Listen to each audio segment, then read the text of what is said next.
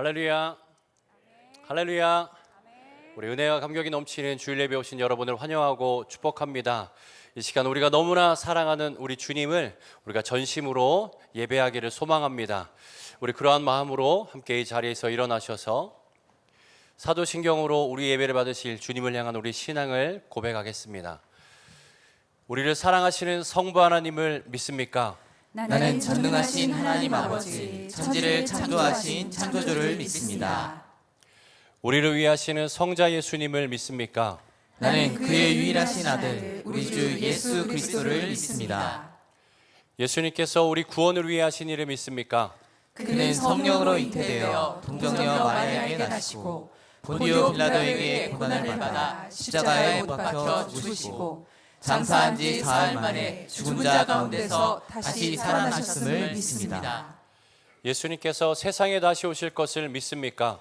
하늘에 오르시어 전능하신 하나님 우편에 앉아 계시다가 거기로부터 살아있는 자와 죽은 자를 심판하러 오실 것을 믿습니다.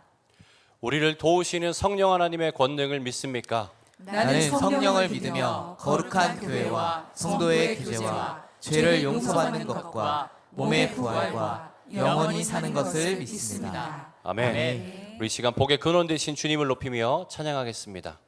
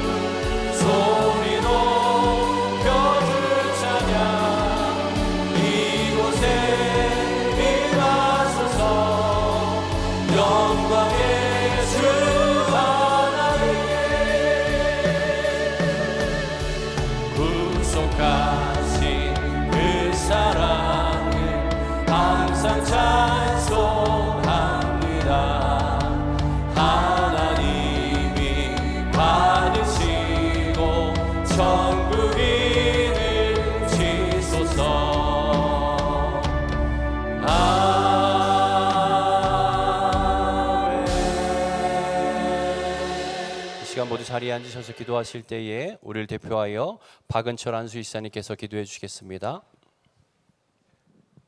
만물이 소생하는 이른 봄, 촉촉이 대지를 적시는 주님의 사랑을 느끼며 꿈의 교회에서 예배 드릴 수 있는 건강과 시간 허락해 주셔서 주님께 감사와 찬양 드립니다.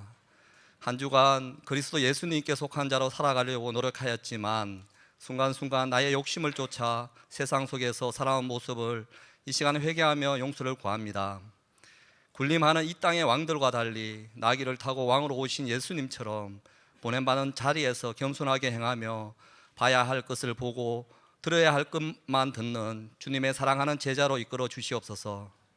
우리나라를 지켜주시는 주님, 자기만 옳다고 주장하는 위정자들이 하나님의 사랑과 정의를 알게 하시고 분열과 갈등이 아닌 소통과 화합으로 국민의 마음을 공감하고 섬기는 나라가 될 수 있도록 주님께서 함께하여 주시옵소서. 꿈의 교회와 동행하시는 주님, 모든 성도가 최고의 하나님께 최선의 예배와 섬김으로 주님 중심으로 변화되어 사랑이 넘치게 하시고 복음을 전하는 사명자로 살아가는 교회로 세워주시옵소서. 우리 곁에 항상 계시는 주님, 어떤 상황 속에서도 주님이 허락한 것을 다 이루기까지 함께 해주신다는 말씀 위에서 죄와는 치열하게 싸우고 지체들과는 뜨겁게 사랑하는 예수님의 사람으로 후회 없이 살게 하소서. 교회를 자기 몸보다 더 사랑하시는 대표 목사님, 연구하는 시간 동안 마음에는 평강을, 육신에는 힘을 주시고 주님을 더 깊이, 더 넓게, 더 많이 알아가도록 성령님께서 지혜와 은사를 주셔서 계획하고 실천하는 모든 일 주님 마음에 합당하여 잘했다 칭찬이 넘치게 축복하여 주시옵소서.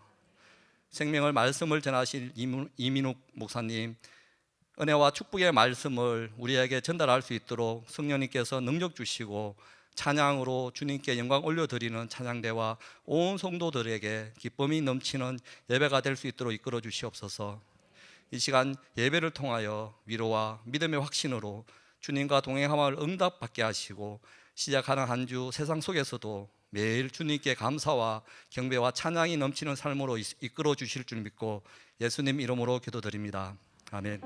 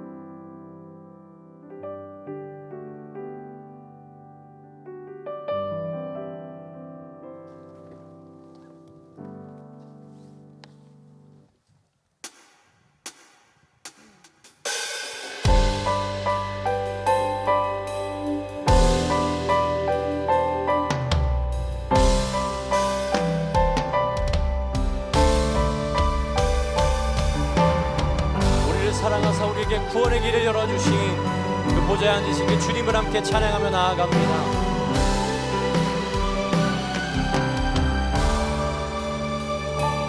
우리 보좌 앞에 모였네. 함께 주를 찬양하며 하나님의 사랑 그 아들 주셨네. 그의 피로 우리 구원받았네. 십자가에서 쏟으신 그 사랑 강같이 온 땅에 흘러 각 나라와 족속 백성 방언에서 구원받고 주 경배드리네. 구원하심이 보좌에 앉으신 우리 하나님과 어린 양께 있도다. 구원하심이 보좌에 앉으신 우리 하나님과 어린 양께 있도다. 그 보좌에 앉아서 우리 예배를 받으시는 그 주님을 함께 다시 한번 찬양하며 나아갑니다. 우리 보좌 앞에 모였네. 우리 보좌 앞에 모였네. 함께 주를 찬양하며 하나님의 사랑 그 아들 주셨네.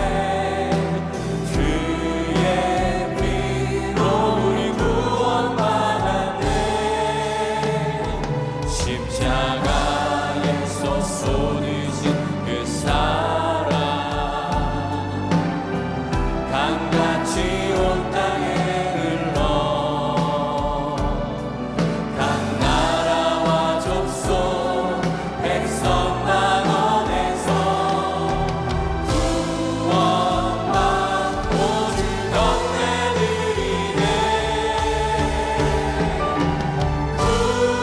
구원하심이 보좌에 앉으신 우리 하나님과 어린 양께 있도다. 구원하심이 보좌에 앉으신 우리 하나님과 어린 양께 있도다.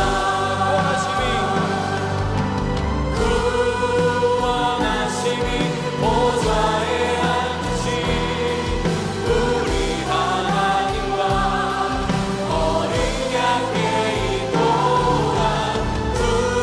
구원하심이 보좌에 앉으신 우리 하나님과 우리 영원하신 주님을 높이며 찬양합니다. 영원 영원히 영원 영원히 영원 영원히 영원 영원히 주님께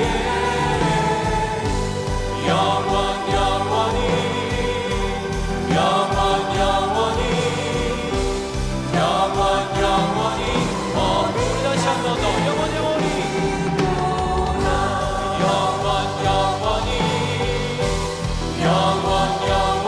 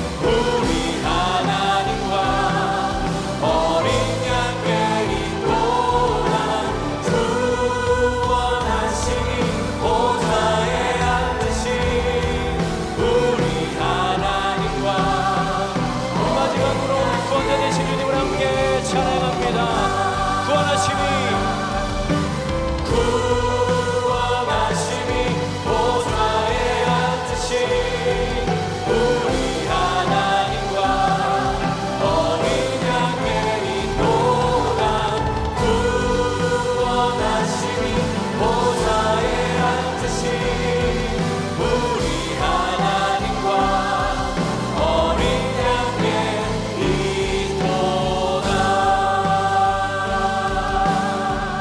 우리 구원하신 주님께 영광의 박수 올려드립니다. 할렐루야.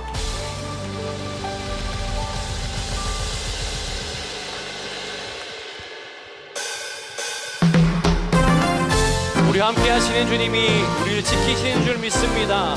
우리 김믿음으로 함께 찬양하며 나아갑니다. 태산을 넘어 태산을 넘어 건공에 가도 빛 가운데로 걸어가며 주께서 항상 지키시기로 약속한 말씀. 우리 한 번 더 태산을 넘어 태산을 넘어 험곡에 가도 빛 가운데로 걸어가며 주께서 항상 지키시기로 약속한 말씀.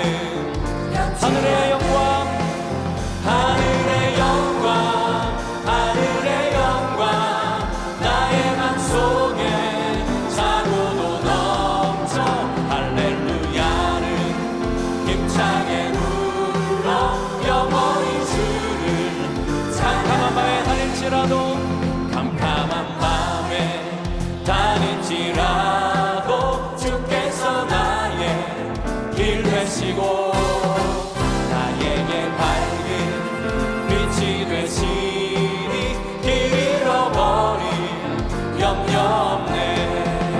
하늘의 영광 하늘의 영광 나의 맘속에 차고도 넘쳐 할렐루야를 힘차게 불러 영원히 주를 찬양하리. 우리 목소리 높여서 3절 찬양합니다. 광명한 금인 광명한 금인 마음의 바다 찬란한 천국 바라보고 할렐루야를 힘차게 불러 날마다 위치에. 다시 한 번 더 찬양합니다. 광명한 금인 광명한 금인 마음의 바다 찬란한 천국 바라보고 할렐루야를 힘차게 불러 날마다 위치에 걸어가리. 하늘의 영광 하늘의 영광 하늘의 영광 나의 맘속에 차고도 넘쳐 할렐루야를 힘차게 불러 하늘의 영광을 듣다 보면 한 번 더 찬양합니다. 하늘의 영광 하늘의 영광 하늘의 영광 나의 맘속에 차고도 넘쳐 할렐루야를 힘차게 불러 영원히 주를 찬양하리. 영원히 주를 우리 마지막으로 영원히 주를 찬양하리. 우리 주님 우리가 영원히 주님을 찬양합니다. 우리 영광의 박수 올려드립니다. 할렐루야. 우리가 태산을 넘고 험곡을 가는 그런 사망한 음침한 골짜기를 다닐지라도 우리가 결코 두려워할 필요 없는 이유는 주님이 나와 함께 하시며 그 주님은 결코 실수가 없는 분이시기 때문입니다. 믿으십니까? 그 믿는 마음으로 또 고백하는 마음으로 우리 마지막 찬양 주님께 올려드리도록 하겠습니다.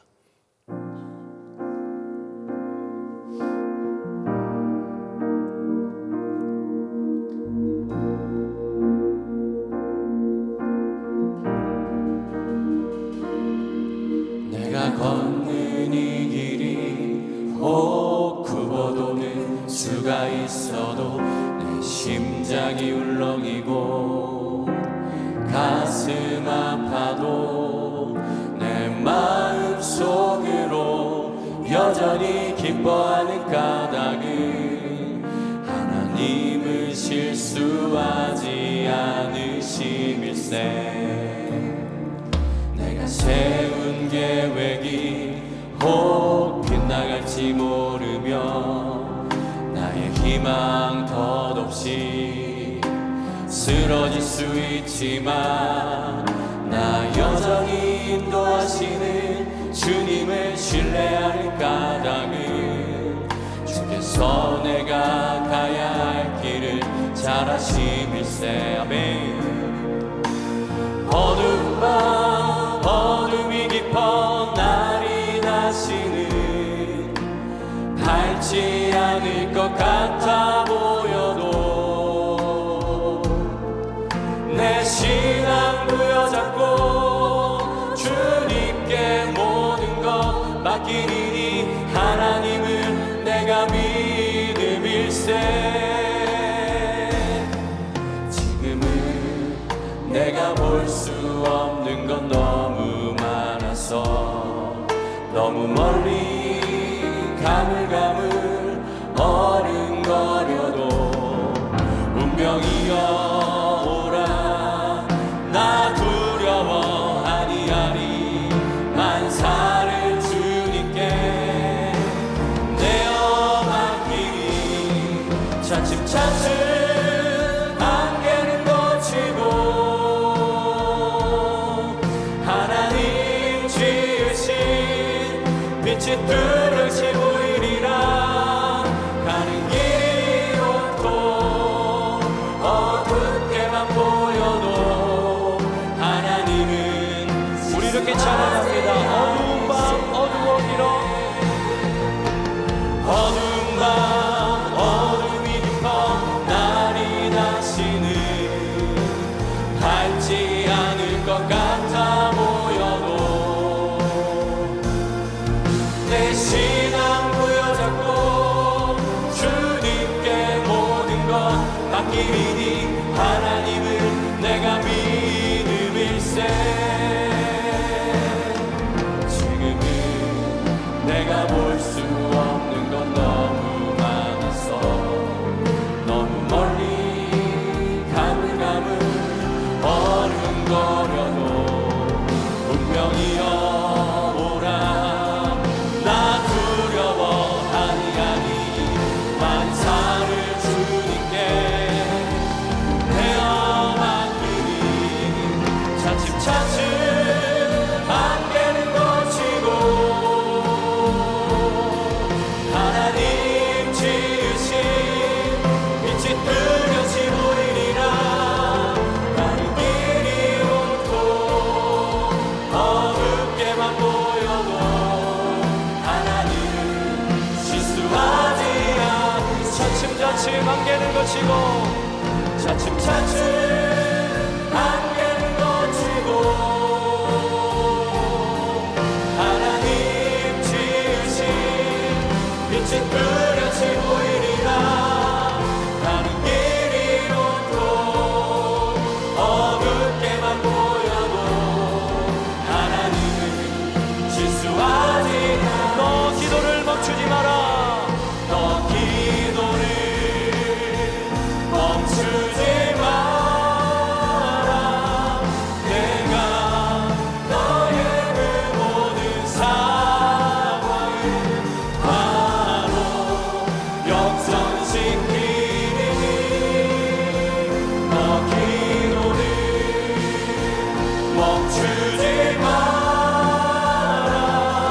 내가 잠시도 쉬지 않고 모든 걸 지켜보. 우리 다시 한 번 더 찬양합니다. 너 기도를 멈추지 마라. 내가 너의 그 모든 상황을 바로 역전시키니 너 기도를 멈추지 마라. 내가 잠시도 쉬지 않고 모든 걸 지켜보고 있으니 바로 역전되리라. 바로 이 시간 예배를 위해서 함께 기도합니다. 너 기도를 멈추지 마라. 내가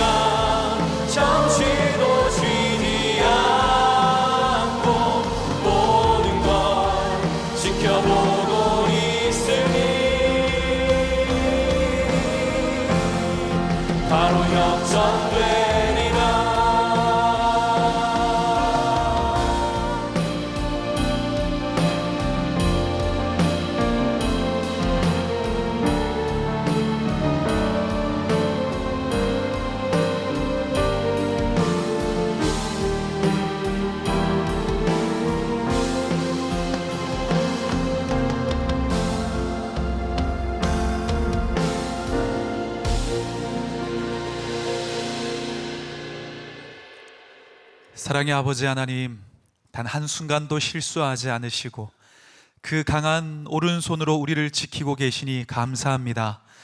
우리가 살아가는 것이 우연인 것 같지만 다 주님의 섭리 안에 있고, 지금은 어려운 것 같지만 주님 역전시키실 것을 믿으니 이 믿음이 우리의 놀라운 주님을 향한, 세상을 향한 선포가 되게 하여 주옵소서. 오늘 이 자리에 함께 계심에 감사드립니다. 우리가 결단하고 찬양하는, 기도하는 모든 우리의 고백들을 주님 기뻐 받아 주시옵소서. 오늘 우리와 곁에 계심에 감사드리며 예수 그리스도 이름으로 기도드립니다. 아멘. 할렐루야. 우리 3부 예배에 오신 세종꿈의교회 모든 성도님들을 한 분 한 분 축복합니다. 최근에 기온이 봄이 온 게 느껴지시죠? 예, 아주 코앞에까지 온 것 같은데 이제 봄비까지 내려가지고 진짜 봄이 온 것 같습니다. 우리의 인생에도 이런 봄비가 내려서 성령의 단비를 통해서 봄처럼 회복되고 새로운 은혜가 시작되는 역사가 여러분의 가정과 직장과 모든 삶터 위에 있으시기를 축복합니다. 우리 옆에 계신 분들과 함께 인사하시죠. 주님이 당신 곁에 계십니다. 우리 앞뒤 분들과도 인사하시겠습니다. 주님이 당신 곁에 계십니다. 우리 이 자리에 함께 계신 줄 믿습니다. 모두 자리에서 일어나셔서 우리 주실 말씀 앞에 가지고 오신 성경을 들고 말씀 앞에 우리의 믿음을 먼저 고백하겠습니다. 성경은 살아계신 하나님의 말씀입니다. 성경은 살아계신 하나님의 말씀입니다. 오늘 우리에게 말씀하여 주옵소서. 오늘 우리에게 말씀하여 주옵소서. 우리가 듣고 행하겠나이다. 우리가 듣고 행하겠나이다. 오늘 우리가 함께 나눌 말씀은 요한복음 16장입니다. 요한복음 16장 19절에서 24절 말씀을 저와 여러분이 교독하여서 읽도록 하겠습니다. 예수께서 그 묻고자 함을 아시고 이르시되 내 말이 조금 있으면 나를 보지 못하겠고 또 조금 있으면 나를 보리라 하므로 서로 문의하느냐. 내가 진실로 진실로 너희에게 이르노니 너희는 곡하고 애통하겠으나 세상은 기뻐하리라. 너희는 근심하겠으나 너희 근심이 도리어 기쁨이 되리라.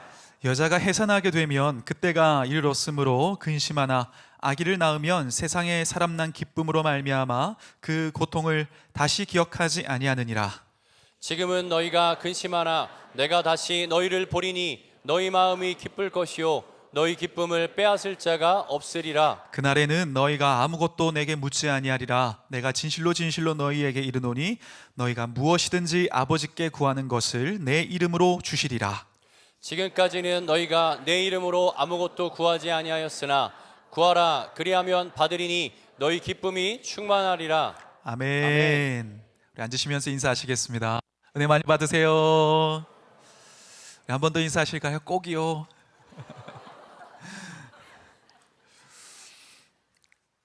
얼마 전에 지방회라는 우리 교단의 목사님들 함께 모이는 그 모임에 갔는데 저와 동갑인 목사님이 시골 교회를 섬기고 있는 분이 있습니다.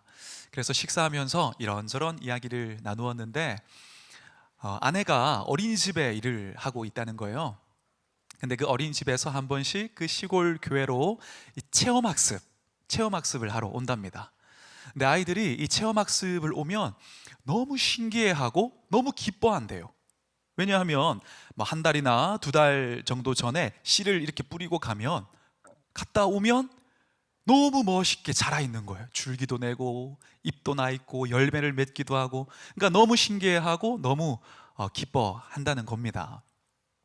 근데 그 이야기를 하면서 그 목사님이 이어서 했던 이야기가 있는데 그 아이들이 그렇게 체험학습을 하고 이제 어린이집으로 돌아가면 그때부터 본격적인 목사님의 일이 시작된대요. 흙을 가꾸고 그 씨앗을 다시 심고 또 거름도 주고 잡초도 뽑고 이렇게 한다는 거죠. 근데 아이들은 그 과정을 알지를 못하니까 그냥 분명히 내가 그냥 던지고 갔는데 야, 이렇게 열매도 맺고 너무 신기하네, 너무 이제 좋아한다는 겁니다. 네, 여러분, 사실 우리의 인생이 그렇습니다. 우리 눈에 다 보이지 않아도, 우리 눈에 다 느껴지지 않아도 주님께서 만지시고 돌보시고 살피시고 가지치시고 잡초 뽑으셔서 우리를 여기까지 오게 하신 줄 믿습니다. 우리의 손은 하나님의 손때가 많이 묻어있는 그런 복된 인생입니다. 주님은 그러한 사랑으로 우리의 미래를 또한 책임지시고 이끄실 것입니다.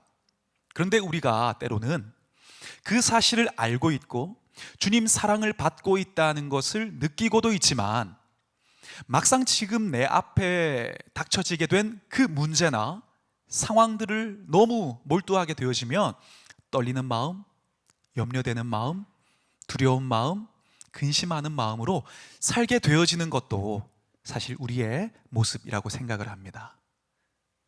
근데 오늘 본문을 보면 주님께서 곁에 계신데도 그러한 근심과 염려와 두려움에 사로잡혀 있었던 제자들이 등장합니다. 오늘 19절 이하를 보니까 이렇게 기록되어 있습니다. 예수께서 그 묻고자 함을 아시고 이르시되 내 말이 조금 있으면 나를 보지 못하겠고 또 조금 있으면 나를 보리라 하므로 서로 문의하느냐, 주님 말씀하십니다. 오늘 주님께서 이 말씀을 제자들에게 하셨던 이 시점은 예수님께서 십자가에 못 박히시기 전날 저녁, 바로 그 직전에서 주님 말씀하셨습니다. 그러니까 주님은 오늘 깊은 밤이 되면 이제는 종교 지도자들과 사람들에 의해서 잡혀가시고 내일이 되면 십자가에 못 박혀 죽게 되실 것을 알고 계셨습니다. 그래서 그 전날 밤 제자들과 마지막 식사를 나누시고, 우리가 알고 있는 주의 만찬이죠. 그리고 제자들의 발을 씻겨 주십니다. 그리고 이후에 이렇게 이제 오늘 제자들에게 하신 말씀처럼 이별과 새로운 만남을 말씀하시는데 이렇게 말씀하십니다. 너희가 조금 있으면 나를 보지 못할 것이고 너희가 또 조금 있으면 나를 다시 보게 될 거다, 이렇게 말씀하신 거예요.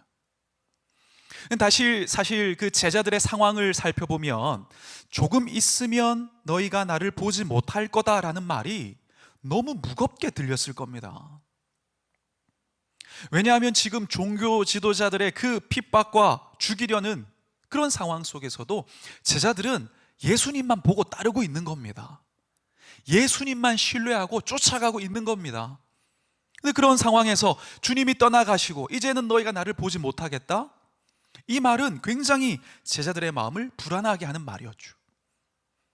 근데 심지어 그게 끝이 아니라 주님은 이어서 또 이렇게 말씀하십니다. 2절을 보니까 사람들이 너희를 출교할 뿐 아니라 때가 이르면 무릇 너희를 죽이는 자가 생각하기를 이것이 하나님을 섬기는 일이라 하리라. 너희를 출교하는 일이 있을 거다. 여러분, 출교라는 것은 단지 이 회당에서 쫓아내는 정도의 수준이 아니라 당시의 유대의 문화를 근거로 보면 그냥 사회적인 완전한 매장입니다. 그냥 그렇게 죽는 겁니다. 심지어 너희를 실제로 죽이려는 사람도 있다고 말씀하셨으니 제자들의 마음이야말로 두려움 그 자체였을 것 같습니다.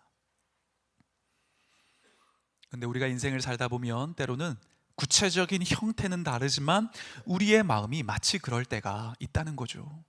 예수님을 믿고 예수님을 따르지만 도저히 감당할 수 없는 문제가 우리 앞을 찾아올 때가 있습니다.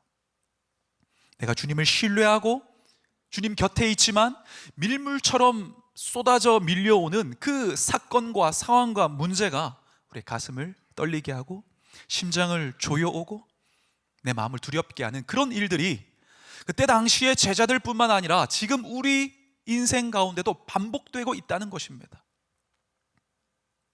하지만 우리는 본문을 통하여 분명하게 알 수 있습니다. 제자들처럼 모든 것을 버리고 주님을 따라가도 인생의 위기는 있을 수 있다는 겁니다. 여전히 주님의 사랑을 받고 있는 인생이지만 그럼에도 불구하고 해답을 알 수 없는 시련은 찾아올 수 있다는 사실입니다. 하지만 우리가 오늘 그 차이를 분명하게 알길 소망합니다. 주님이 사랑하시는, 주님의 사랑을 받는 우리의 어려움은 단지 어려움으로 끝나지 않습니다. 믿으십니까? 여러분, 주님은 지금 이해할 수 없는 그 상황을 통해서도 주님께서 우리의 인생 가운데 계획하신 그 뜻을 성취하시고 이루시는, 주님은 실수가 없으신 이루시는 주님이십니다. 현실이 괴로울 때 이 이루시는 주님을 신뢰하는 믿음으로 끝까지 주님 붙들고 포기하지 않고, 아니 오히려 믿음으로 삶을 끝까지 품어내면 주께서 의도하신 놀라운 일들이 우리 삶 가운데 실제의 간증으로 주님이 이루셨다고 고백될 줄 믿습니다. 진주조개가 아픔을 껴안고 진주를 만들어내는 것처럼 주님은 지금의 우리의 시련과 고난과 그 아픔을 통해서도 주님이 그리셨고 주님이 목적하셨던 그 주님의 결론을 우리의 인생 가운데 반드시 이루실 것입니다. 그래서 오늘은 그렇게 이루시는 주님, 나의 인생 가운데 그 뜻을 이루시는 주님을 만나기 위해서는 우리가 어떻게 해야 될까? 그 두 가지의 영적 원리를 함께 나누고자 합니다. 첫 번째 우리가 기억하길 원하는 것은 역설의 믿음을 지키라는 것입니다. 오늘 20절을 보니까 우리 같이 한번 읽어보겠습니다. 시작. 내가 진실로 너희에게 이르노니 너희는 곡하고 애통하겠으나 세상은 기뻐하리라. 너희는 근심하겠으나 너희 근심이 도리어 기쁨이 되리라. 아멘.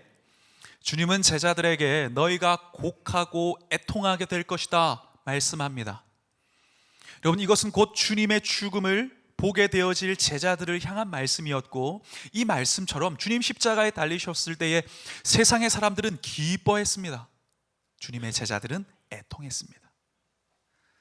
근데 그게 끝이 아니라 주님은 곧 이어서 이렇게 말씀하세요. 너희의 그 근심이 기쁨이 되리라.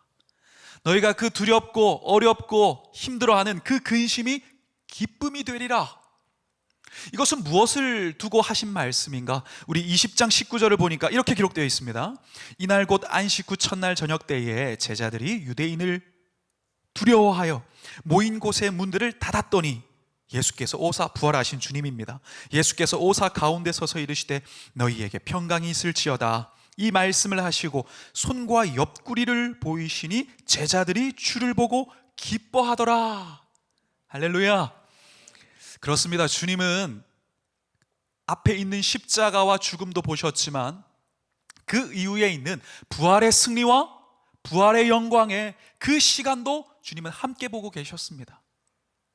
지금 근심하며 두려워하는 제자들도 보셨지만 이후에 부활하신 후에 만날 이 반전의 그 상황 가운데 기뻐할 제자들의 모습도 당겨보고 계셨습니다.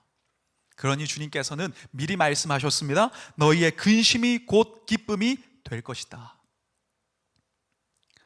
근데 이 말씀을 묵상하다 보면 참 이런 생각도 하게 되는 것 같아요. 아니, 그러면 어차피 결론은 정해진 거고 결론은 기쁨이라면 지금의 그 근심하고 두려워할 수밖에 없는 그 고난을 좀 치워주시지, 왜 굳이 그렇게 뼈저린 과정을 겪게 하시고 그 후에 기쁨을 겪게 하셨는가? 참 인간적으로 생각하면 일리가 있는 생각인 것 같습니다. 그런데 그것은 우리가 성경을 보게 되면 주님의 방식이 아닙니다. 여러분, 주님은 우리의 인생을 이끄시는데 주님께서 우리의 인생을 이끄시는 이 궤적의 방향이 우리가 기대하고 우리가 생각하고 우리가 소망했던 이 방향과는 참 틀릴 때가 많습니다. 왜냐하면 주님은 차원이 다른 생각으로 우리를 인도하시고 차원이 다른 길로 우리를 인도하셔서 지금 좋은 길보다 가장 선한 길로 우리를 이끄시는 그런 사랑의 주님이시기 때문입니다.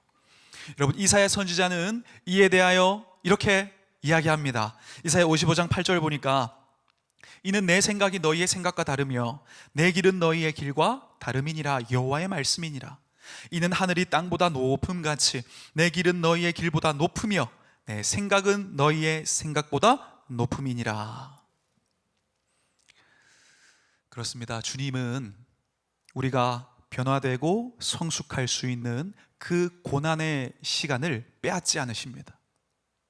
우리가 더 단단해지고 성숙할 수 있는 불과 물을 통과하는 그 시간과 과정을 삭제하시지 않습니다. 우리를 사랑하셔서 우리를 위하시는 마음으로 그것이 합력하여 선이 된다면 겪어야 할 것을 겪게 하신다는 것입니다. 여러분, 베드로를 보십시오. 그가 어떤 고백을 했습니까? 우리가 너무 잘 알고 있죠. 주는 그리스도시요 살아계신 하나님의 아들이십니다. 여러분, 그 고백을 할 때 예수님께서 얼마나 베드로를 칭찬하셨습니까? 근데 아직 그 고백을 할 당시의 베드로의 믿음은 불과 물을 통과하지 못한, 아직은 십자가를 통과하지 못한 그런 신앙 고백이었습니다. 그래서 곧 넘어지죠. 그러나 그의 죽음의 위협과 그 앞에서의 갈등과 그 앞에서 주님을 배반하는 처절한 실패와, 그리고 그 이후에 있었던 주님의 부활과 도망쳤던 그를 찾아와 끝까지 포기하지 않는 그 주님의 사랑을 경험한 그 모든 과정을 통과한 이 베드로의 신앙은 여러분 어떻게 변화했습니까? 이제는 목숨도 아까워하지 않는 절대 신앙으로 변화하게 된 것입니다. 우리에게 어려움과 우리를 두렵게 하는 그 과정이 우리에게 찾아오고 있다면 주님의 뜻은 거기서 넘어지는 것이 아니라 끝까지 믿음으로 뚫어내고 통과하는 것, 이것임을 우리가 기억하고 결국 선을 이루실 주님에 대한 그 역설의 믿음을 끝까지 지키시는 우리가 되기를 주의 이름으로 축원합니다. 사실 제자들에게 조금 있으면 다가올 죽음, 그리고 조금 있으면 다가올 이 부활의 만남, 이 사이의 3일이라는 것은 그냥 삭제하고 싶었을 거예요. 우리가 영상 볼 때도 보기 싫은 영상이 있으면 건너뛰기 막 누르지 않습니까? 건너뛰고 싶었을 겁니다. 그러나 십자가의 시간이 있었기 때문에 부활의 감격이 있었습니다.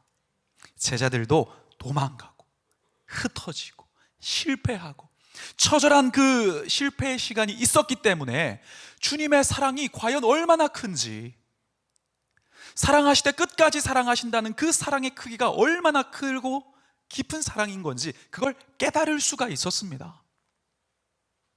결국 무너진 이 현실들은 기쁨의 미래를 준비하는 과정이었다는 겁니다. 근데 우리도 그렇다는 거죠. 우리의 인생 가운데 피하고 싶은 그때를 주님 왜 보내게 하시는가? 역설의 은혜 때문입니다. 지금 나는 당장 이것을 구하지만 더 유익하고 더 가치 있고 더 선한 것이 주님의 계획 가운데 있다면 더 좋은 것을 주고 싶어 하시는 사랑하는 아버지의 마음, 그 사랑으로 우리의 기대와 다른 과정을 허락하시는 그 역설의 은혜와 사랑 때문이라는 것입니다. 여러분, 주님은 이러한 은혜를 통하여 제자들의 시선을, 이 관점을 완전히 조정하셨습니다. 여러분 아시겠지만 이 제자들 마음 가운데 어떤 마음이 있었습니까? 야, 이제 주님께서 왕이 되시면 누가 우편에 누가 좌편에 앉을 것인가, 이게 지금 제자들의 관심사였습니다. 근데 지금 그 불과 물을 통과하는 그 오가는 시간이 이 제자들의 시선을 바꾼 거죠. 주님으로부터 무엇을 내가 누릴 수 있을 것인가, 그런 마음으로 주님의 얼굴을 마주보고 있던 시선이 이제는 주님과 같은 한 방향을 바라보는 시선으로, 그 시선의 관점이 완전히 바뀌었다는 것입니다.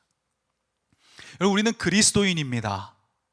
그리스도인은 초대교회 때에 예수님을 믿고 예수님의 말씀대로 살아갔던 그 성도들을 향하여 세상의 사람들이 붙여준 이름입니다. 이 그리스도인이라는 이름의 뜻은 그리스도에게 속한 자라는 의미입니다. 그리스도에게 속한 자. 정말 우리가 신앙적으로 보면 참 자랑스러운 이름인 거죠. 근데 이 이름처럼 주님은 우리가 세상에 속한 자, 사람에게 속한 자가 아니라 주님께 속한 자, 그리스도께 속한 자로 살아가기를 기대하십니다.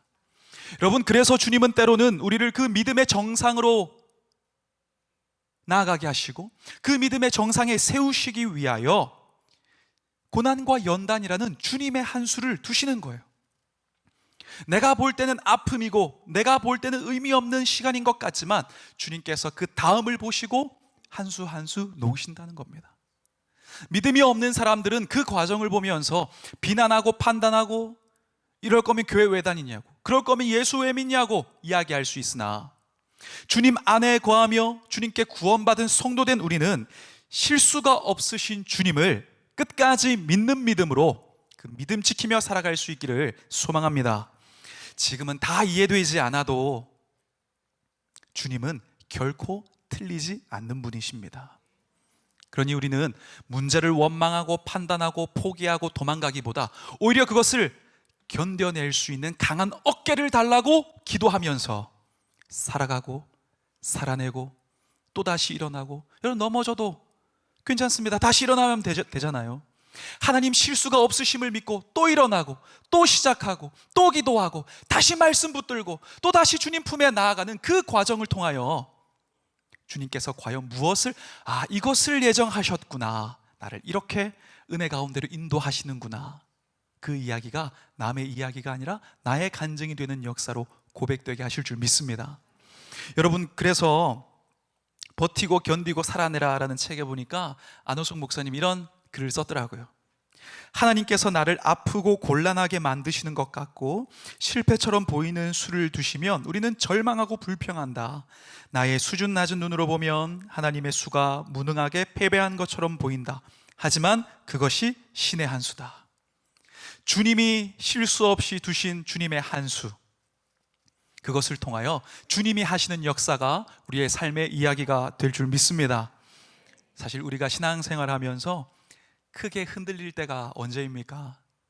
내가 당기고 싶은데, 회복을 당기고 싶고 응답을 당기고 싶고 지금 딱 해줘야 주님 이게 골든타임인데 이게 지금 이루어지지 않을 때, 금식도 하고 중보기도팀에 기도도 부탁하고 목장 모임에서 나누기도 하고 너무 절박한데 주님 움직이시지 않는 것 같을 때, 그때 참 마음이 낙심이 되고 우리의 마음이 많이 흔들립니다. 아마 제자들도 그 상황 가운데서 그 주님의 십자가를 그냥 그렇게 지우고 싶었을 거예요. 근데 그런 감정이 들 때 우리도 너무 힘들 때가 있다는 거죠. 근데 그런 상황 가운데 있었던 그 제자들을 향하여 주님께서는 이렇게 오늘 본문 21절에서 말씀하십니다. 여자가 해산하게 되면 그때가 이르렀으므로 근심하나 아기를 낳으면 세상에 사람 난 기쁨으로 말미암아 그 고통을 다시 기억하지 아니하느니라. 여러분, 임신한 여인이 배가 불러올수록 근심이 되고 염려가 되고 두려운 마음도 생기고 하잖아요. 그렇다고 해서 배 안에 있는 아이에게 너 좀 빨리 나와야겠다 그러면서 막 그렇게 할 수는 없습니다. 정해진 기한을 채워야 하고, 그 정해진 기한이 다 체험받게 되어지면 아이가 잉태되고 그 아이를 보면 그 이전의 염려와 두려움과 근심이 싹 사라지게 되는 거죠. 저희 집도 남자애가 셋인데 막내가 6살입니다. 엊그제 소원이 뭐냐고 물어보니까 진지하게 대답을 하더라고요. 오래 살고 싶습니다. 때로는 황당할 때도 있지만, 여러분, 새로운 생명과 그 새롭게 일하신 주님의 그 일하심을 보면 과거의 그 근심과 염려가 다 사라지게 되는 것입니다. 여러분, 우리도 마찬가지입니다. 지금 나와 성장한 나를 연결하는 그 길에 프리패스가 없습니다. 성장통을 겪어야 한다면 주님은 그러한 과정 가운데 성장통을 겪게 하십니다. 이때 우리는 기도로, 믿음으로, 인내로, 소망으로 약속의 말씀을 붙들며 조금 있으면 기쁨이 있을 거라 말씀하신 그 주님을 소망 삼아 끝까지 버티고 살아내야 하는 것입니다. 여러분, 우리가 그렇게 나아갈 때에 주님이 이기시는 역사가 일어날 줄 믿습니다. 동일하게 그렇게 버티고 기도하고 인내하고 옥에 갇히고 두들겨 맞고 도망가고 그러면서 야, 주님 이 과정을 이렇게 풀어가시고 일하시려고 이렇게 하셨구나, 그걸 경험했던 사도 바울, 동일하게 인내해야 되고 동일하게 기도하며 버텨야 했던 로마 교회 성도들에게 본인의 그 경험을 통하여 이렇게 위로합니다. 로마서 5장 3절 보니까 다만 이뿐 아니라 우리가 환난 중에도 즐거워하나니 이는 환난은 인내를, 인내는 연단을, 연단은 소망을 이루는 줄 알미로라. 우리의 고난과 연단과 인내의 시간이 주님의 소망을 우리 인생 가운데 이루는 놀라운 과정이 될 줄 믿습니다. 최선의 때는 내가 정하는 것이 결국 아닙니다. 지금 딱입니다, 주님. 근데 그게 아닐 수도 있어요. 주님이 풀어주시고 주님이 맺어주시고 주님이 움직이시는 그 시간이 가장 좋은 골든타임입니다. 주님은 늦지도 않으시고 빠르지도 않으신 정확한 시간에 그분의 뜻하신 바를 이루시는 주님이십니다. 우리가 그 실수가 없으신 주님만 끝까지 주목하고 그 옷자락 붙들며 가까이 하며 그 역설의 믿음을 끝까지 지키는 그런 믿음의 주인공이 되었으면 좋겠습니다.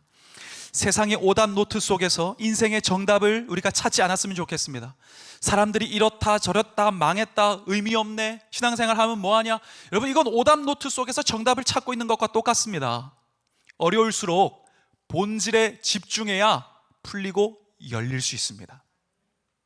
우리가 오늘 주님께서 말씀하신 것처럼 그 고난 가운데 끝까지 주의 뜻이 있음을 믿는 그 역설의 믿음을 지켜내므로 이루시는 주님, 주님께서 나의 인생 가운데 이런 나의 하나님이시구나. 그 사람이 간증했고 어느 신앙도서에서 보았고 저 사람이 외치고 고백했던 하나님이 아니라 내 인생 가운데 그렇게 내 인생의 골리앗을 무너뜨리시고 여리고를 무너뜨리시고 홍해의 길을 내신 나의 하나님 아버지시구나. 이것을 주님 경험하게 하실 것입니다. 끝까지 역설의 믿음을 지키시고 이루시는 주님 만나는 여러분 되시기를 주님의 이름으로 축복합니다. 우리가 한 가지 더 한 걸음 나아가서 이루시는 주님을 만나려면 섬김의 축복을 누리면서 살아가야 합니다. 우리 24절 말씀을 같이 한번 읽어보겠습니다. 시작. 지금까지는 너희가 내 이름으로 아무것도 구하지 아니하였으나 구하라 그리하면 받으리니 너희 기쁨이 충만하리라. 아멘. 주님은 제자들에게 다가올 시련에 대해서 이렇게 말씀하신 이후에 너희가 구하라, 이제는 나의 이름으로 구하라 말씀하십니다. 이때 구하라는 이 표현은 현재 명령어로 쓰여져 있는데 너희가 구하고 계속 구하라, 구했지만 또 구하고 다시 구하고 계속 구하는 삶을 살아라 라고 명령을 하신 거예요. 그렇다면 주님은 제자들에게 왜 그렇게 계속해서 구하는 삶을 살라고 명령하셨는가? 이 능력의 축을 옮기시기 위함입니다.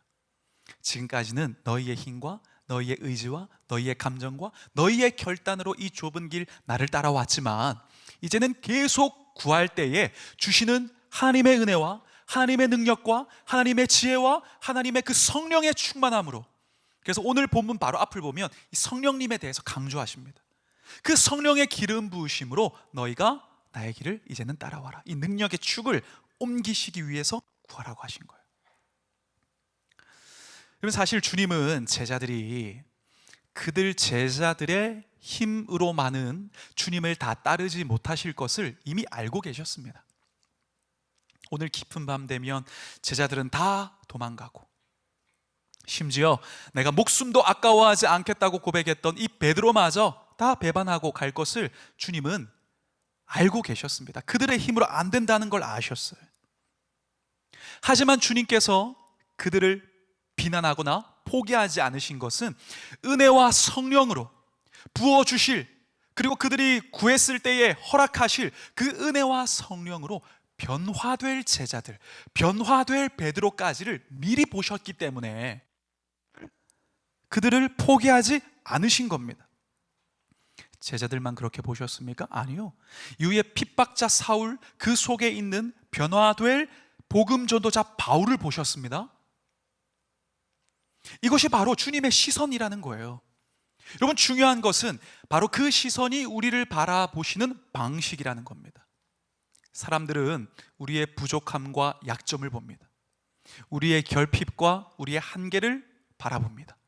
그러나 주님은 우리의 인생 존재 속에 담긴 하나님의 비전과 하나님의 계획을 바라보십니다. 은혜 받고 구할 때 부어주시는 성령의 능력을 통하여 우리가 어떻게 놀랍게 변화될 것인지 그 비전과 계획을 통하여 지금 우리의 존재를 바라보신다는 겁니다. 그러니 여러분, 지금 혹시 연약함과 나의 죄된 삶을 통하여 그런 쓰러진 자리에 머물러 있는 분이 계시다면 이제는 기다리는 신앙에서 나아가는 신앙으로 전환하시길 축원합니다. 나아가는 신앙, 구하는 신앙, 주님의 은혜를 갈급하는 신앙, 주님이 아니면 안 된다는 그 절박한 신앙으로 나아가면 주님께서 이기게 하시고 주님께서 놀라운 반전의 은혜를 허락하실 것입니다. 여러분, 로마서 8장 35절을 보니까 그래서 이렇게 기록합니다. 누가 우리를 그리스도의 사랑에서 끊으리요?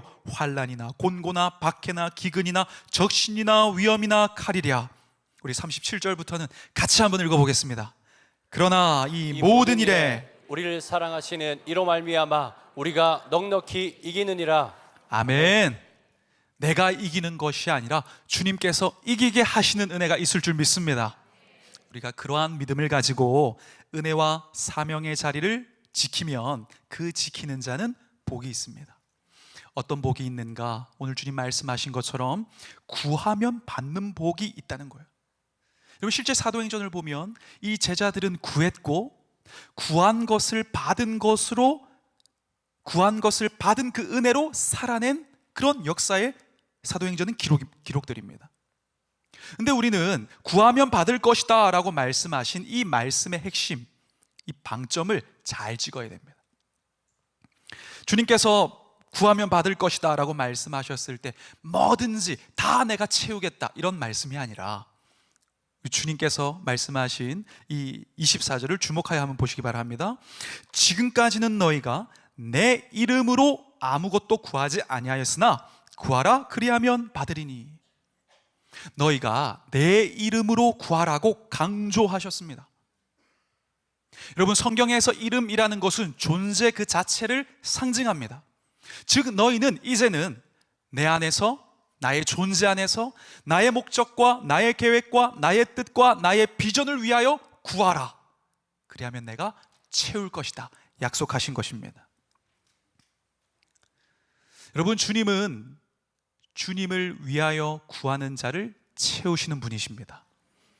주님의 나라와 그분의 의를 위하여 구할 때에 그 외에 필요한 우리의 머리털까지 다 세신 주님께서 우리의 인생을 위하여 필요한 것들을 더하여 주시는 그런 놀라운 분이 우리의 은혜의 주님이십니다. 여러분, 마태복음 6장 33절을 보면 이건 이미 예수님께서 오늘 본문 훨씬 이전에도 제자들에게 가르치신 영적 원리였습니다. 마태복음 6장 33절 보니까 그런즉 너희는 먼저 그의 나라와 그의 의를 구하라. 그리하면 이 모든 것을 너희에게 더하시리라 말씀하셨습니다. 이 영적 지혜를 굳게 붙드는 저와 여러분이 되기를 축복합니다. 내가 나를 책임지는 인생에서 주님이 나를 책임져 주시는 인생으로 우리가 전환이 되려면 우리가 구하는 것, 우리가 소망하는 것, 우리가 열망하는 것, 내 인생의 목적하는 것에 대한 이 우선순위가 변화되어야 됩니다. 여러분, 그리스도인은 주님의 삶과 그 주님의 말씀으로 인하여 이 가치의 전복이 일어난 뒤집힘이 생긴 그런 존재들입니다. 주님의 말씀을 따라서 가치의 우선순위가 다시 정해지고 이 새로운 질서에 의하여 새롭게 가치가 정렬된 자들, 그것을 쫓아가며 살아가는 자들이 그리스도인 성도라는 거예요. 여러분, 바울의 고백을 보십시오. 빌립보서 3장 8절 이하를 보니까 또한 모든 것을 해로 여김은 내 주 그리스도 예수를 아는 지식이 가장 고상하기 때문이라. 내가 그를 위하여 모든 것을 잃어버리고 배설물로 여김은 그리스도를 얻고, 그리스도를 얻기 위해 다 포기했습니다. 자기의 학벌, 자기의 과거, 배경 다 배설물로 여긴다고 이야기합니다. 그러니까 세상 사람들의 관점과 입장에서 생각하면 이게 이해가 안 되는 거죠. 사람들이 상식적으로 생각하면 주님을 향한 섬김과 이 헌신은 어리석어 보입니다. 몸된 교회를 위한 충성과 희생이 낭비처럼 보입니다. 그러나 섬기는 자들은 아는 거예요. 왜? 이게 얼마나 가치 있는 것인지, 새롭게 정렬된 가치에 의하여 주님께서 강조하시고 소망하는 것이 무엇인지를 알고 그 길을 따라가며 그걸 하나씩 이루어가고 순종하는 것이 얼마나 의미 있고 가치 있는 것인가를 알기 때문에, 또 그렇게 살아갈 때 주님께서 우리에게 필요한 것을 어떻게 채우시는지를 경험하기 때문에 그리스도인은 넉넉히 그 길을 갈 수가 있는 것입니다. 우리가 기억하면 좋겠습니다. 주님을 섬기는 삶은 단지 부담과 무거운 짐이 아니라, 손해가 아니라 값진 지불입니다. 주님의 인정하시는, 주께서 기뻐하시는, 주님께서 칭찬하시는 그 삶을 살아감을 통해서 오늘 본문에 계속 기쁨이라는 단어가 반복되고 있는데 정말 참된 기쁨을 누리는 삶을 살게 되어지는 그 삶을 위한 손해와 부담이 아니라 값진 지불임을 우리가 기억하면서 이러한 시선의 전환이 우리에게도 일어날 수 있길 소망합니다. 우리 가운데는 사명의 삶을 살다가 지금 좀 지친 분도 아마 계실 수 있습니다. 여러분 어떤 영역에 있든지, 여러분 어머니들은 자녀들을 키울 사명으로 살아가시잖아요. 직장에 다니시는 분들은 선교師로서 그곳에서 살아가시잖아요. 그 어떤 곳에서 무엇을 하든 우리가 부르심을 입었는데 그 길을 가다가 잠깐 지친 분이 계실 수 있습니다. 아니 내가 최선을 다하고 기도하고 절실히 노력했는데 실제 내 삶에는 변하는 게 없어서, 어떤 분은 양육할 때 그런 말씀 하시더라고요. 지금 나의 인생이 공회전 하는 인생인 것 같대요. 그냥 그 자리에서 계속 애쓰지만 그냥 그 자리에 머물고 있는 공회전 하는 인생, 그런 삶인 것 같아서 마음이 지치고 실망한 분이 계시다면 우리가 생각을 바꾸면 좋겠습니다. 주님께서 더 기도하게 하시고 주님께서 더 인내하게 하시고 주님이 더 기다리라고 하셨다면 그만큼 주님께서 하고자 하는 일이 크시기 때문입니다. 여러분, 그러니 끝까지 이 신앙 고백 멈추지 말고 믿음의 섬김으로 살아내는, 주님 보시기에 감동이 되는 그런 우리가 되었으면 좋겠습니다. 여러분, 우리는 이미 존재만으로 주님께 사랑받는 자녀임을 믿으시지요? 그냥 존재만으로도 사랑받는 기쁨이 되는 존재입니다. 근데 우리가 그 기쁨의 존재를 더하여 넘어가 이제는 주님께 감동이 되는 존재, 힘들지만 믿음 지키고 어렵지만 믿음 붙들고 끝까지 그 삶을 살아내어 주님께 감동이 되는 그런 우리가 되었으면 좋겠습니다. 주님은 오늘 23절을 보니까 주님 이렇게 말씀하세요. 그날에는 너희가 아무것도 내게 묻지 아니하리라. 그날이 온다는 겁니다. 아무것도 묻지 않을, 질문이 필요 없는 그때가 온다는 것입니다. 우리 인생을 살아가면서 여러 가지 질문합니다. 주님, 이 고통의 의미가 무엇입니까? 왜 이런 시간을 보내게 하십니까? 지금 내가 흘리는 땀과 눈물의 의미가 도대체 무엇입니까? 변하는 게 없습니다. 더 힘들어집니다. 여러 가지 질문이 있을 수 있죠. 그러니까 주님은 말씀하세요. 그 모든 질문이 사라지는 그때가 온다. 주님이 맺으신 열매를 우리가 보게 되면서, 야, 이렇게 하시려고 주님이 이렇게 그렇게 하셨구나. 그 고백을 하게 되어지는, 질문이 사라지는 그날이 온다는 것입니다. 여러분, 지금 나의 눈물과 최선의 땀의 의미를 알 수 없어도 이 그날을 사모하는 믿음을 가지고 끝까지 우리의 길을 갈 수 있기를 주님의 이름으로 다시 한번 소망합니다. 그 소망의 믿음으로 부르신 삶을 살아내어서 섬기는 자의 복을 우리가 다 누리는 우리 세종꾸미교회 성도님들 되시기를 축복합니다. 말씀을 마무리하겠습니다. 주님께서 당시 주님의 그 죽음 앞에 두려워하던 이 제자들에게 오늘 이렇게 많은 말씀을 하신 이 궁극적인 목적은 이것입니다. 1절 보니까 서두에 주님이 이 말씀부터 시작하셨어요. 내가 이것을 너희에게 이름은 너희로 실족하지 않게 하려 함이니. 여러분, 주님께서는 당시 제자들에게 그리고 지금 우리에게 실족하지 않게 하시기 위해서 두려워하지 말라고 말씀하십니다. 그러니 여러분, 염려하지 마시고 우리 곁에 계신 이루시는 주님을 끝까지 주목하며 힘들어도 다시 일어나시고, 포기했더라도 다시 붙드시고, 실망했더라도 다시 말씀 보면서 버티고 일어나고 다시 살아내고 또 그 길을 걸어가시는, 그냥 어린 자녀인 줄 알았는데 이제는 주님 마음에 감동이 되는 그런 우리가 되었으면 좋겠습니다. 우리가 이루시는 주님을 만나려면 오늘 두 가지 나누었습니다. 역설의 믿음을 끝까지 지킵시다. 지금의 고난은 마침표가 아닙니다. 그리고 우리가 그냥 억지로 신앙생활하는 것이 아니라 섬김의 축복을 누리며 살아갑시다. 섬김은 손해가 아니라 값진 지불입니다. 그렇게 우리가 주님의 기대대로 살아내는 믿음의 삶을 통하여 주님께서 계획하신 그날, 질문이 사라지는 그날. 아, 하나님, 이거였군요. 내 자녀를 향한, 내 직장을 향한, 나의 인생을 향한, 지금 나의 이 존재를 향한 주님이 계획하신 것이 이것이었군요. 고백하는 그날 맞이하게 될 것입니다. 그날을 맞이하는, 믿음으로 맞이하는 우리 모두가 되기를 다시 한번 소망하고 축복합니다. 우리 그 마음을 가지고 이 찬양을 나의 고백으로 주님께 올려드리겠습니다.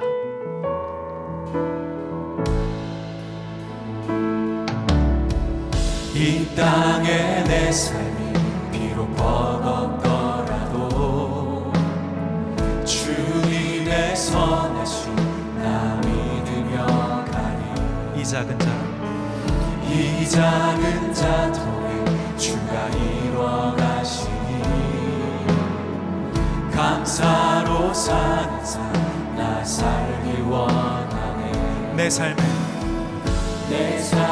시간 속에 주 일하시네.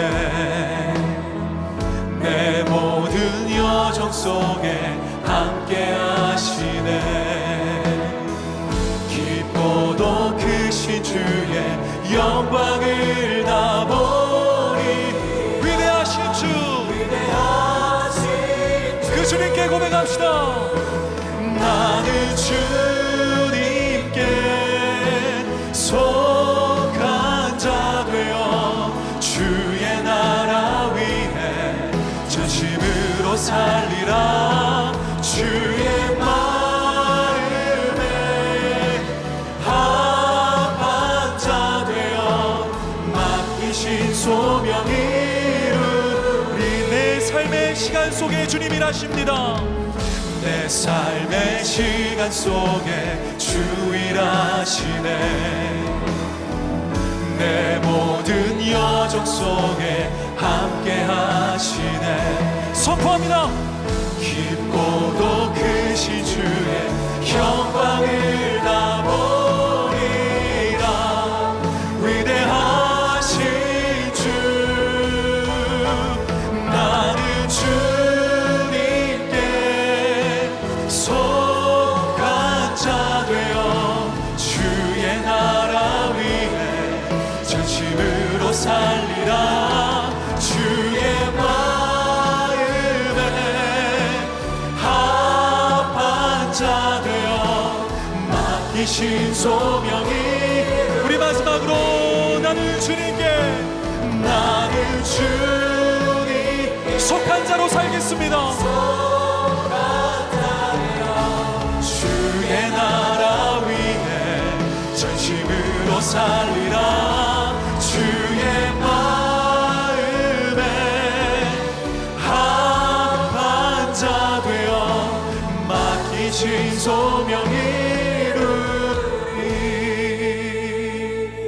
사랑의 아버지 하나님, 눈물 날 일도 많고 염려되는 일도 많지만 때로는 우리가 조금 있으면 나를 보지 못하고 조금 있으면 나를 볼 것이라고 말씀하신 그 말씀 앞에 혼란스러워했던 제자들처럼 내가 회복할 거고 기쁨을 누리게 할 것이고 나의 뜻을 이룬다고 말씀은 하셨지만 지금 내 앞에 있는 고난과 문제 때문에 실족해 있는 우리의 모습이라면 그 슬픔을 기쁨으로 바꾸실 반전의 주님, 그 역설의 믿음을 끝까지 지키게 하여 주시고 억지 신앙이 아니라 주님께 적극적으로 구하면서 주님의 일하심을 우리가 경험하는 그런 부르심을 누리는 신앙으로 살아가 이루시는 주님, 과연 나의 아버지, 실수가 없으신 나의 주님이심을 고백하는 그 간증을 주님께 기쁨으로 고백하는 복된 우리의 인생이 되게 하여 주시옵소서.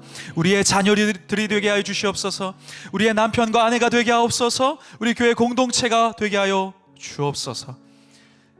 믿음으로 살 때 그렇게 이끄실 주님, 우리가 믿음으로 바라보며 감사드리며 예수 그리스도 이름으로 기도합니다.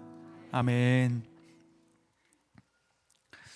우리 그 마음을 가지고 우리 옆에 분들에게 인사하시죠. 주님이 이루십니다. 아무도 인사하시죠. 승리하세요. 교회 소식을 전해드릴게요. 우리 생명의 삶 3호로가 나왔습니다. 지정된 장소에서 수령해 주시고 돌아오는 일주일도 우리 오늘의 아침 묵상 우리 통해서 큰 은혜 받고 충전받고 하루를 시작하시면 좋겠습니다. 우리 코딩 교회 학교 모집 안내 영상이 있는데요. 우리 잠깐 보시고 우리 광고 드리겠습니다.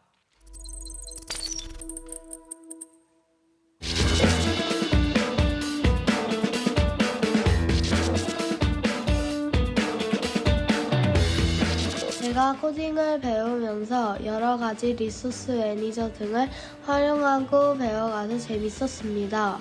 어렵게만 생각했던 코딩을 이렇게 쉽게 배워만 가니 재밌었습니다. 저는 파이썬이 문자로 된 코딩이어서 어려울 줄 알았는데 선생님들께서 너무 쉽게 알려주셔서 이해가 잘 되고 재미있었습니다.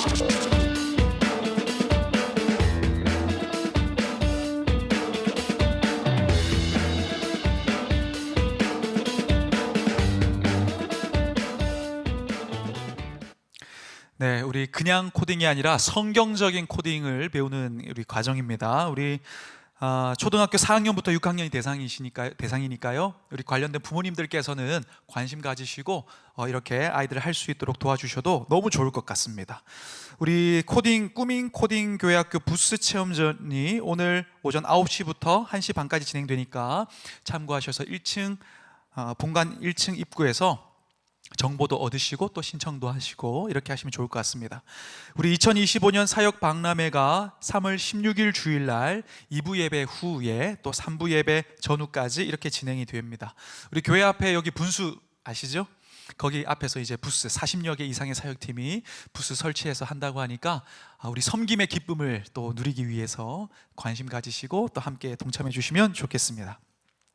3월 9일부터 우리 목장이 시작됩니다. 은혜로운 목장 통해서 우리의 삶이 더 풍성해지길 소망하고요. 우리 목장 위에서 기도로 또 준비하셔서 우리 9일부터 시작되는 목장 모임에 큰 은혜 누리시기를 소망합니다. 이 시간은 모두 자리에서 일어나셔서 우리 주신 말씀 기억하면서 결단 찬양하시고 삶의 예배의 자리로 나아가겠습니다.